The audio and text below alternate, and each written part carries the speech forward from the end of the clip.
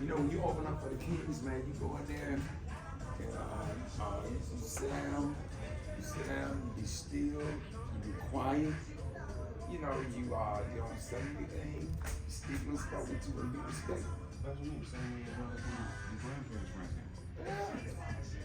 And then me and Steve rap, right? Like, I'm not gonna be just sitting up there all in his area. Once he start playing Michael Jackson, you already know he getting his mind ready to go on stage. Your job to go on stage and introduce him. Be your ass still and be your ass quiet. And I be looking down, make no eye contact. Hey, man, thank you for the opportunity. And that's why your ass keep getting booked.